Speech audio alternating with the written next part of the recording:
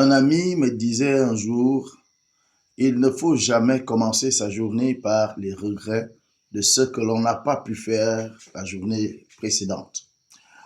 Et ça, je l'ai compris après. Et je l'ai compris en regardant ma manière de vivre jour après jour. Parce que c'est l'erreur que chacun de nous commet.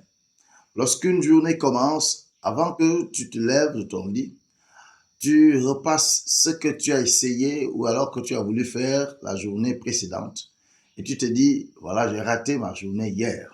Je me suis pourtant dit quand elle commençait que j'allais faire ceci, j'allais faire cela.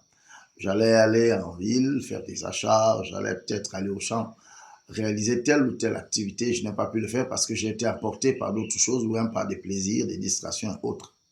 Et voilà une journée qui va commencer avec des regrets. Quand vous commencez votre journée avec des regrets, vous laissez cette partie de vous sous l'emprise, malheureusement, de la déception.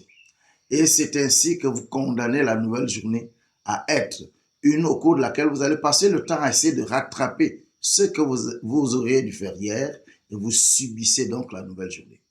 Vous n'êtes pas né pour subir une journée. Ce qui a été fait a été fait. Ce que vous n'avez pu faire la veille, vous ne pourrez plus jamais le rattraper parce que le temps, il est parti.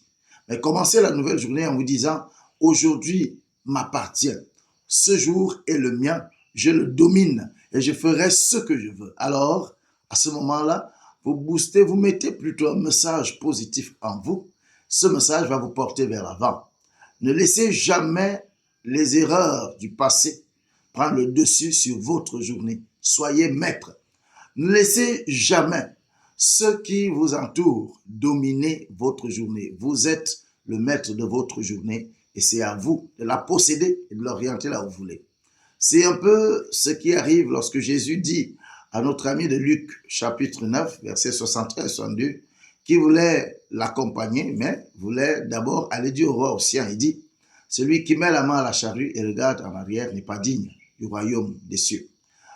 Tu n'es pas digne de la réussite parce que tu es toujours relié à ce passé, tu es toujours relié à cette partie précédente au cours de laquelle, ou alors dans laquelle partie tu n'as pas pu véritablement te décoller, te déconnecter à cause de ce qui a été fait ou alors ce que tu n'as pas pu faire.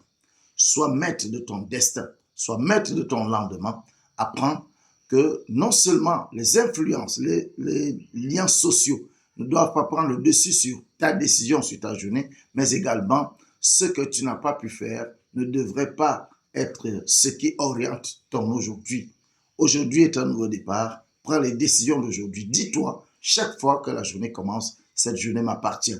Je la possède et je ferai d'elle ce que je veux. Alors, tu ne seras pas guidé par le passé, tu ne seras pas guidé par les erreurs d'avant, et tu ne seras pas guidé par les influences sociales. À bientôt.